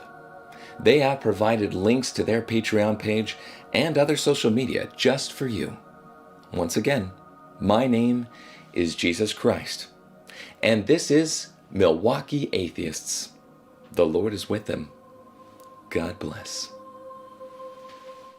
Oh my God, Jesus Christ! Thank you for once again stopping in and saying hello to all of us, and also taking Reuben away. Good riddance. Well, I mean, it seems like Jesus, says that the Lord is with him. So I guess he means that literally. Obviously. So we're glad that he decided to stop by. Very kind of him. All right. So we are getting into chapter 12. Of course, Yes. the final chapter of Daniel, and that's just exciting. Am I right? Yeah, this is the penultimate chapter, I guess. In my text, it says the time of the end. Is this? It's also a short chapter too. It is quite short. Yeah. Compared with all that previous 11 stuff at the sort of pseudo prophecy. And it looks like it looks like this actually continues the stuff from before, from chapter 11, but only for a few verses. First 4 verses. The first 4 verses are. I've received visions from beyond. Oh, What are these visions that you have received? So listen to my prophecy. There will be a man with orange skin who will have a campaign against some lady, and that guy will then become a leader of a country, and that country will then be struck by a plague. And there will be a plague. Wow. That hits the whole world. The entirety of the world will suffer under famine and sword. This is really disease. far-fetched. I don't know if I can believe any of that. Yeah, I know. That sounds pretty prophetic to me. Yep. Predicting the future here. See, I'm a real Yeah. skeptic. So that's a good example of what we refer to as pseudo prophecy. Yep. So, let's begin. chapter 12. Yes. Now, at the time, Michael, the great prince who stands guard over the sons of your people, will arise, and there will be a time of distress such as never occurred since there was a nation until that time. And that time, your people, everyone who is found written in the book, will be rescued. So the strong scholarly consensus is that this is the book of life. There are some brief hints in earlier biblical literature of such a book kept on high, but here it's made dramatically explicit. Yeah, I absolutely. wonder if eventually that book of life will be put online and so you can like reference it or something. That would be nice, yeah. But of course, it's like super well tested in biblical texts. We've talked about the book of life and names being blotted out plenty of times. Yeah. Okay. So verse 2. And many of these people who sleep in the dust of the ground will awake. All the dead. These I'm to guessing. everlasting life, but others to disgrace and everlasting contempt. So, according to Alter, this is famously the first and only clear reference to the resurrection of the dead in the Hebrew Bible. There are a few possible anticipations in the prophets, but those may be either hyperbolic or metaphors of national restoration. By the last biblical centuries, notions of an afterlife had some currency in the Near East. Bodily resurrection after burial here is accompanied by the idea of reward for the righteous and punishment for the wicked, though disgrace for the latter, rather than the tortures of hell is what is expressed. Yeah, so this verse has actually received quite a lot of different interpretations, far beyond the resurrection one. So, for example, according to Jerome, Porphyry interpreted the passage as a metaphorical account of the Maccabean rebellion. Resurrection language is certainly used metaphorically in the Hebrew Bible, the valley of dry bones, but there is virtually unanimous agreement among modern scholars that Daniel is referring to the actual resurrection of individuals from the dead because of the explicit language of everlasting life. This is, in fact, the only generally accepted reference to resurrection in the Hebrew Bible. The expression is probably a double reading, conflating two synonyms. Dust is used in parallelism to Sheol in Job. Makes sense. Of course, they're talking to the land of the dead. That's mostly just textual stuff. It echoes Isaiah 26. The dwellers of the dust will awake and shout for joy. Classic resurrection imagery, of course. Because if you're resurrecting, you use that imagery. So, yeah. And in my text, it's the commentary on the text there says, talk about an everlasting contempt. They also use, or literally, abhorrence. So that everlasting abhorrence or contempt, I guess, is a reference to the pains of Sheol, or. So of course, for the end times, the idea was at this point in time that everyone would be kind of like waiting for judgment. Like they'd be dead, right? But they'd be waiting for judgment. And then when the time comes, some of them will be brought back. The righteous ones will be brought back to have everlasting life. There's this new heaven, new earth kind of thing. And then the other ones are essentially destroyed. Yeah. That would have been the concept of the afterlife here. Or they just go back to being dead. So that's a thing there. All right. Shall I proceed with verse 3? Yes. Go ahead. Okay, verse 3. And those who have insight will shine brightly, like the brightness of the expanse of the heavens. And those who lead the meeting to righteousness, like the stars, forever and ever. So once again, the wise, Alter says discerning, but it's basically the same thing. But this is a term that Daniel uses for the privileged spiritual elite to which he belongs. And it looks like convenient. I'm actually gonna dog ear this page for myself because it looks like there is some stuff here about the suffering servant. So yeah, as noted in the commentary at 1132, the Maskilim take their name from the servant in Isaiah 52 through 53. The allusion is made all clear here when they are called. The cross reference is here to 53:11. I'm guessing it'd be the wise. I'm guessing. I could be wrong because it's in Hebrew. The motif of exaltation is found in Isaiah 52:13. It is noteworthy that here the wise make the common people righteous, whereas in 1133 they made them understand. The notions are evidently closely related, if not equivalent. Some scholars have held that the Maskalim make the Rabbim righteous by their death, so that their martyrdom is... Oh, man. Okay, hold on. I can read. Propitiatory? I don't know. In view of the allusion to the Isaianic suffering servant, this is not impossible. It is simpler, however, to suppose that the Maskalim make the common people righteous by instructing them, and so that instruction rather than martyrdom is the means of justification. Why don't you read verse 4?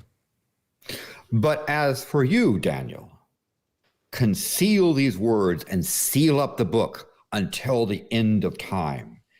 Many will go back and forth, and knowledge will increase.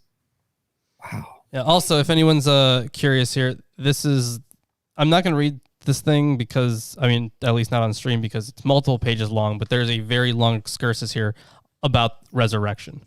Mm-hmm. And like a lot of pieces of apocalyptic literature, it is instructed that the book be sealed away in secret. Ooh. Of course, yeah. Yeah. So, did someone break the seal and that's why we're reading it, or is that a different text? Well, supposedly there would have been texts for everybody, then secret texts for just like the teachers and the wise people. Mm-hmm. So maybe there's some secret pieces of the book of Daniel that are hidden away. Yes. Ooh. So I know that in evangelical circles that many will go back and forth and knowledge will increase. They say, see, this foretells the times of today. Oh, wait, hold on. Yours says knowledge? Mm-hmm. And it said, yes, and it says many will shall... go back and forth and knowledge will increase. Well... Many scholars amend this sentence, but it's not necessary. The idea is that the end time, many will go about in search of knowledge, which will then become accessible. So, Alter, it's not Alter, Collins says on this, he actually translates it as evil, and evil will increase. The Masoretic text knowledge is supported by Theodotion and Jerome. Montgomery defends the Masoretic text by taking this phrase as the purpose of running to and fro, translating that knowledge may increase. The emendation, however, involves only a very common corruption. So yeah, two very, very, very similar looking Hebrew letters, and makes better sense of the Old Greek. The land is filled with wickedness. Yes. As opposed to the fruit of the knowledge of good and evil. Yeah, so they are, so I guess it is interesting how there are, I mean, it makes sense that people would have different opinions on what the original reading would be if you have a whole bunch of different manuscripts. Mm-hmm. So, but yeah, Collins has evil there, while Alter had knowledge. Mm-hmm. Yeah. So verse 5. Then I, Daniel, looked and behold. Behold! We get a behold in the chat there too. And also, yes, we are in fact the new preachers of light. That's us. I want to know what right are those? It's like in Final Fantasy where the party is called the Warriors of Light. Okay. Yep. That's us. That's us right here. Right here. Yeah. Cool. All right. It says, 2 others were standing, one on the bank of the river and the other on that bank of the river. Right? So usually the river is a reference to the Nile, but here it is to the Euphrates. And the two others would be other angels. So we've already had reference to Gabriel and explicitly to Michael, but presumably now we have 4 archangels, right, who are making their appearance. So yeah, so the two others are in addition to the figure who appeared in 10:4 through 5. So they get 2 others were standing, one on the bank of the river, the other on the bank of that river. Yeah, so Verse it'd be 6. Gabriel and these two. Yeah. And verse 6 says, and one who said to the man dressed in linen, who was above the waters of the river, how long will it be until the end of these wonders? Yeah, so And I heard, okay, go ahead. yeah, the man dressed in linen is the first angel that showed up. But Alter says the wondrous end.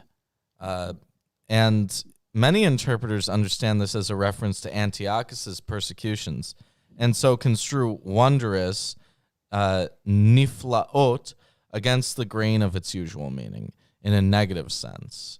The New Jewish Public, the Jewish version, right here, This one.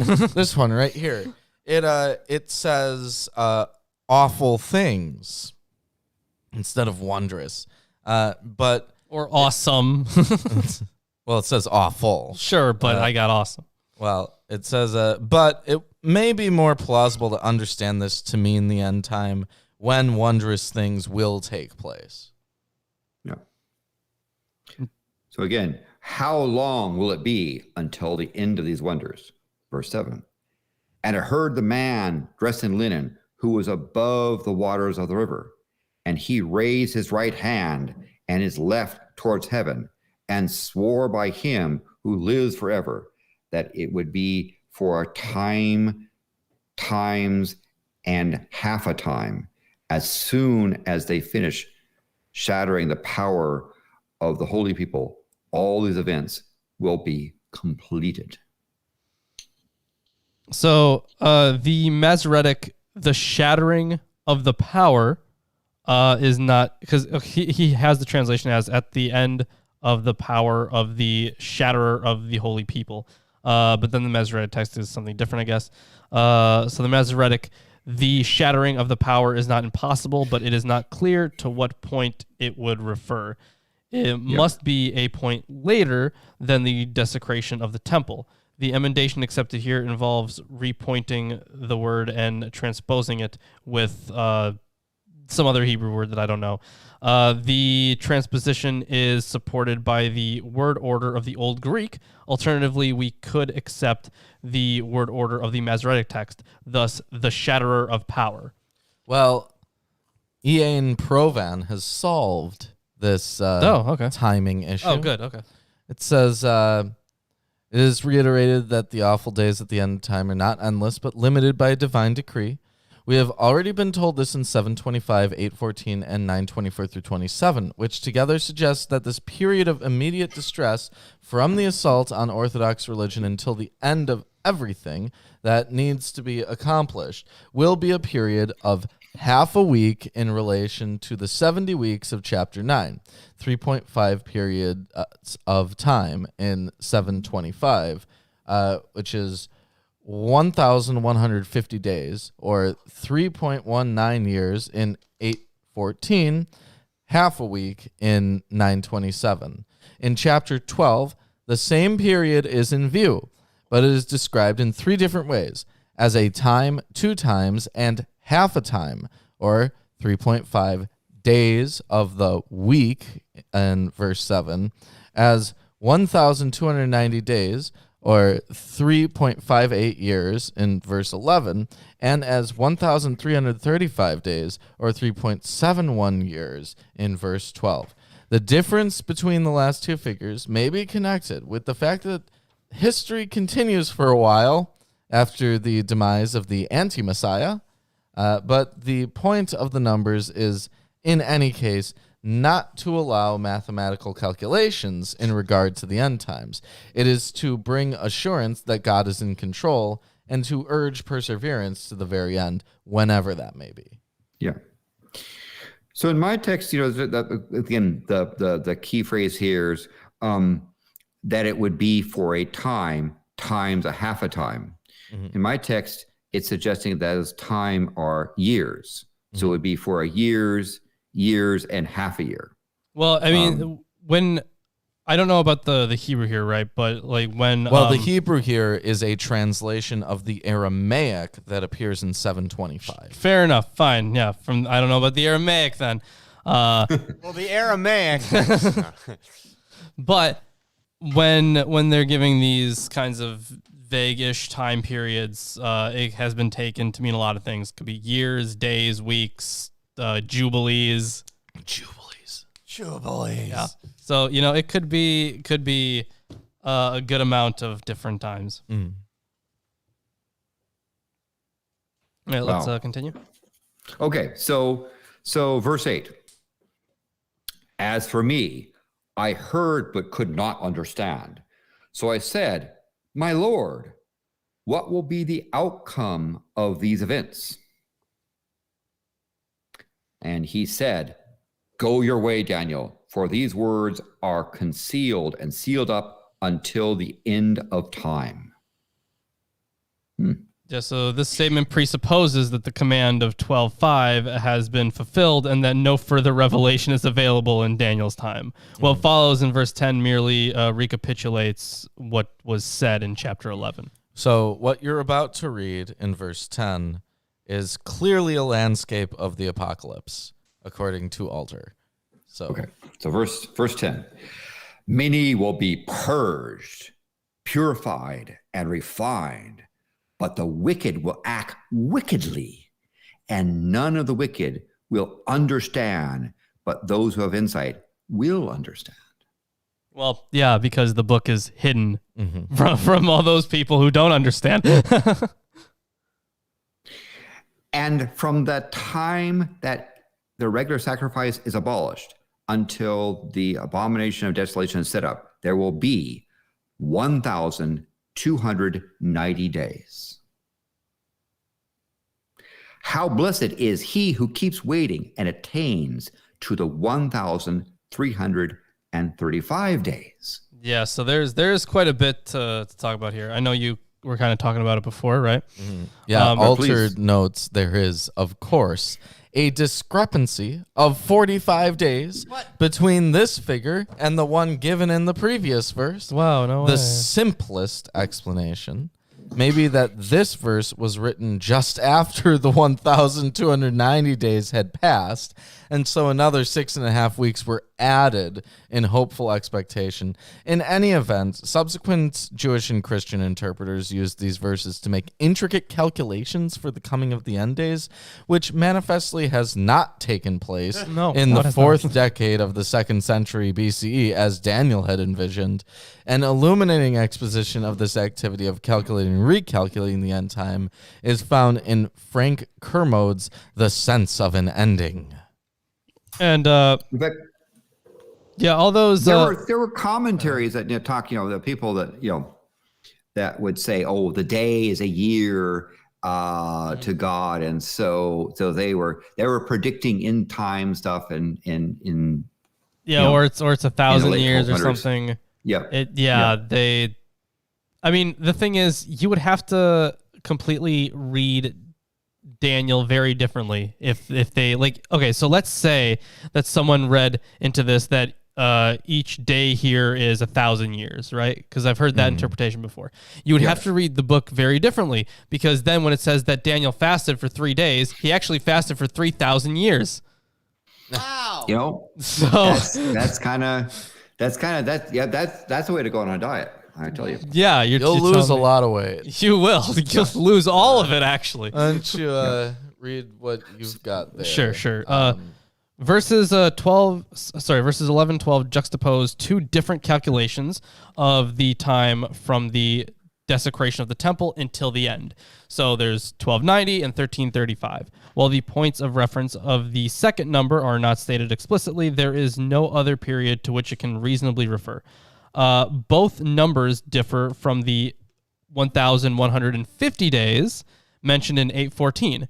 The earlier figure, however, is specified as the time until the sanctuary is set right, which is not necessarily identical with the end as envisaged in chapter 12. It is generally agreed that all these figures bear a close relationship to the more schematic 3.5 years or half a week of years. So in 725 and 927. The issue is clouded by uncertainty as to the method by which the numbers were calculated. 1,290 days is a possible calculation of 3.5 years. 1,335 days adds 45 days to this total, an extension of slightly less than 7 weeks, still close enough to 3.5 years to suggest that it represents a variant calculation. It is not enough, however, to say that this figure, quote, is an attempt to make more precise the nature of 3.5 year period, as if the author were doing multiple calculations for their own sake. By far the most convincing explanation was provided by Gunkel in 1895. Ah, Gunkel Yeah, again. there he goes again. 1895. That's a good year for understanding. When one predicted number of days had elapsed, a glossator revised the prediction with a higher number. It is a well-known fact that groups who make exact predictions do not just give up when the prediction fails to be fulfilled. Instead, they find ways to explain the delay. Yeah, you know what? I couldn't have said it better myself. That's pretty good. One such way is to make a revised, presumably more precise calculation. The recalculation, however, had to be elicited by something, most probably by the uneventful passage of the first predicted date. So that is quite funny to me. Yeah. So basically, what Collins is pointing out is the fact that we've been dealing with this same shit for over 2,000 years, And the end is still coming, guys. Yep. It's got to be 45 days away now for sure. Yep. So that was that's all I got for you there. That's actually pertinent. So Okay. why don't you read off that last verse? We have one more verse. Yes. But as for you, go your own way to the end. Then you will enter into rest and rise again from your allotted portion at the end of the age. So Daniel dies and eventually will be resurrected. Now, Eerdmans points out, the New Testament picks up various ideas from this final vision. Revelation... A lot. Yeah. A lot more than just various. It's like almost all of them. Yeah. Revelation 1:13 through 15 certainly does understand the figure in Daniel 10:5 through 6 as the Son of Man figure of chapter 7, and Revelation 12:7 takes up the warfare in heaven theme developed in Daniel 10:13. The anti-Messiah is described in such passages as 2 Thessalonians 2:1 through 12, 1 John 2:18 through 25, and Revelation 13:5 through 10. The unparalleled time of anguish described in 12:1 is correlated with the placing of the Abomination of Desolation in Matthew 24:15 through 31, and both are said to precede the coming of the Son of Man in power and glory. The aftermath of the time of anguish is described in passages like Matthew 13:42 through 43, 25:46, and Revelation 7:14. Throughout, we find the same conviction that underlies the book of Daniel, that the time of the forces of evil is short and in the hands of the God who has called his people to faithfulness. Revelation 12:10 through 12. And that is the end of Eerdmans' commentary on Daniel. Yeah, and that's the end of Daniel. And the end of Colin's commentary. And the end of our reading for today. What a coincidence. So, Wow, how in prophetical it is. yes. Lined up perfectly. Final thoughts. Sacred geometry. Final thoughts on the book of Daniel. It was pretty good. Pretty good. Yeah. And that's it. Pretty good. That's what I'd have to say as well. Yeah, it was pretty good. I would say it's pretty good. Although as I say, that seems like the text has been messed up with all these additions and so forth. So in that sense, we're talking about a particular selection of Daniel text. Yes. Thank you, Tomek. Yes. For the $5.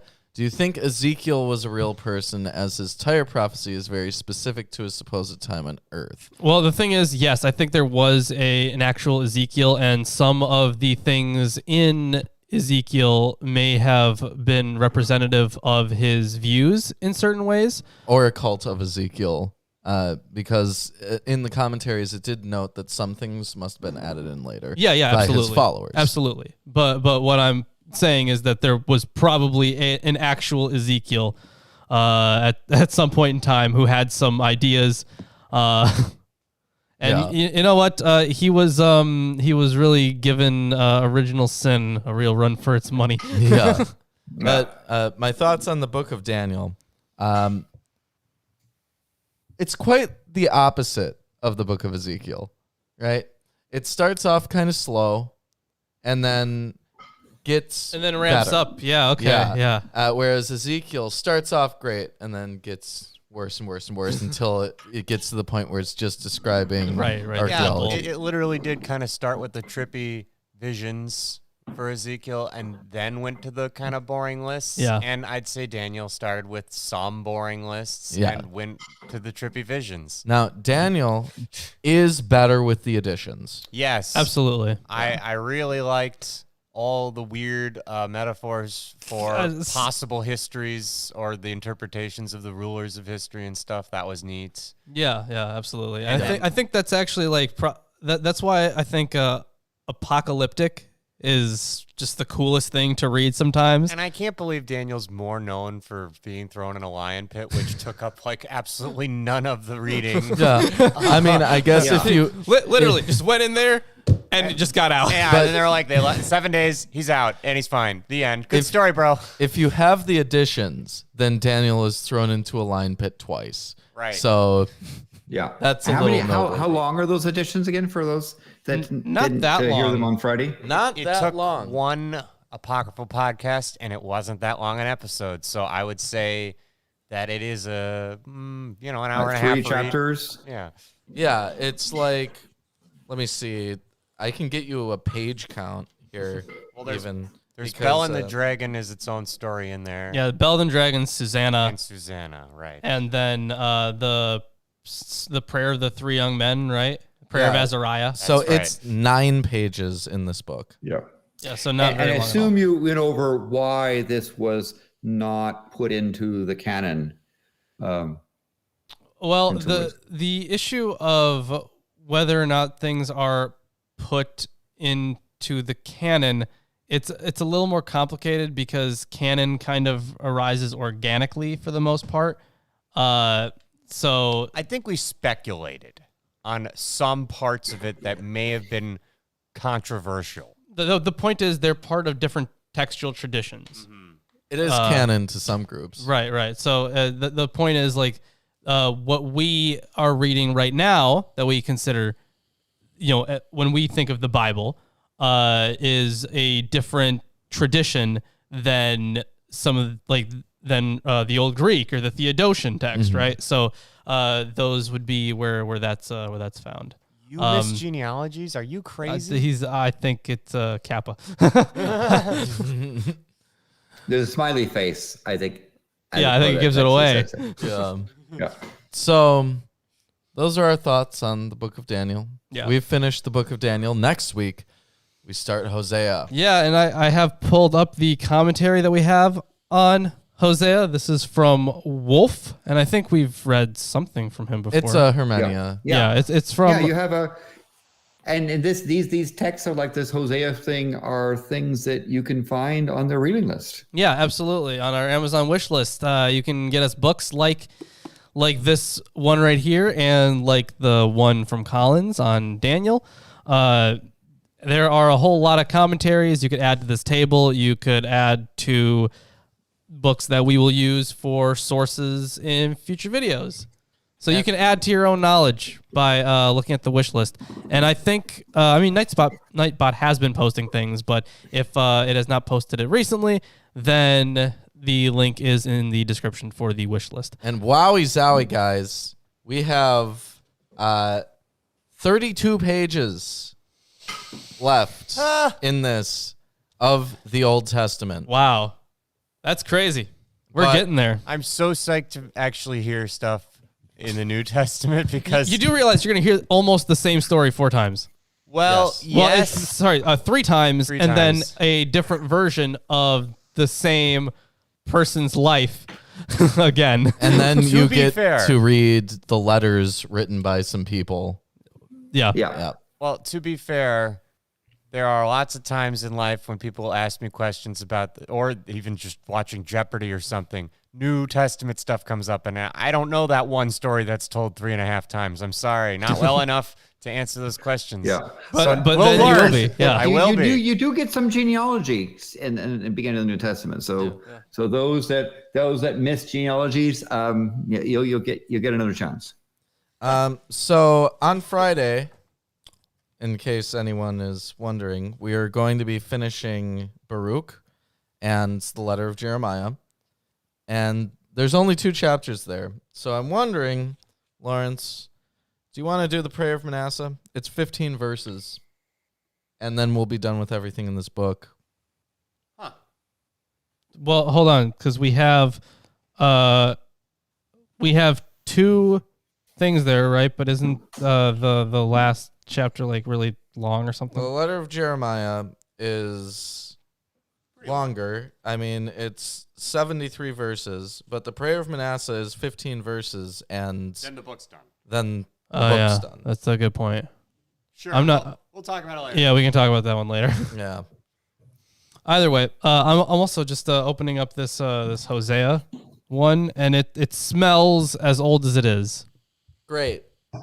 about 50 years old. You want to smell what 50 years old smells like? Here you go. That's what it Yep. smells like. That smells 50 years old. Yep. So either way, excited to continue on our journey through these books. Let's see. So we already talked about the wish list. Let's see what else we have. We also have a Teespring And a Patreon. Yeah. So on Patreon, for example, You could enter into a t-shirt giveaway that happens once a month that we did at the beginning of the show, and you can put a merchandise pin for a t-shirt, Chris. yeah, the new one, the He Is Risen one. Yeah, there it is. And hopefully Landon will be receiving that soon because I did send that one over. Hopefully. Excellent. So yeah, I sure hope so.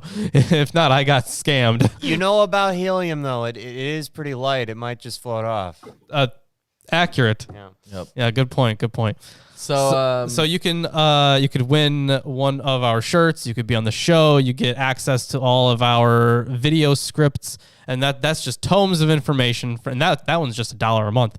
and the Amazon wish list has tons of stuff on it. I mean, yeah. I added a lot of New Testament stuff on there as well. Yeah, we only got this book because the wish list. Yeah. That is true. Yeah. And like A lot of 5 these. books over there. Yeah, absolutely. Oh. So we got a lot of stuff from the wish list. You guys are just fantastic. Let's see what else we got going on. Ace. Yeah, well, Facebook Tweet. and Twitter. Facebook and Twitter. Yeah, those are free to follow us on those platforms. And holy crap, guys, we're almost in the New Testament. I got the Jewish annotated New Testament over there. It's gonna be one of the books that we use, and these books will all be irrelevant except for the King James version of the Bible and Ehrman's commentary on the Bible and the ESV and the New King James. We're gonna have like a table part 2. We're going to have a cascade of knowledge. Absolutely, yes. So I think that's all the shilling we got to do, right? Yeah. I think that's everything. Yes. So, without further ado, we We will see you on. Wait, hold on. Landon, is there anything you wanted to say before we head out? Anything you wanted to shill? Well, before that, as I say, I will on my channel, Our Favorite Universe. My producer is still in the process of recovering from COVID, caught from a COVIDiot, but I'm hoping maybe next month we'll be able to actually begin posting science commentaries to our fifth universe. There's also a Discord as well that we're loading up with stuff. So stay tuned because stuff is on the way. Fantastic. That's great to hear. Excellent. But now And we have to make a Discord. we do, yes. Yeah. And now we'll see you on Friday and then Sunday and then Friday and then we'll Sunday be and then starting Friday.